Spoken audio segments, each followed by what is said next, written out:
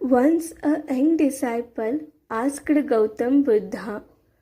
ಒಮ್ಮೆ a young disciple, ಒಬ್ಬ ಯುವ ಶಿಷ್ಯ ಆಸ್ಕ್ಡ್ ಗೌತಮ್ ಬುದ್ಧನನ್ನ ಕೇಳ್ತಾನೆ, master, I want to find the path to enlightenment, but I am filled with doubt and ಅನ್ಸರ್ಟನ್ಟಿ.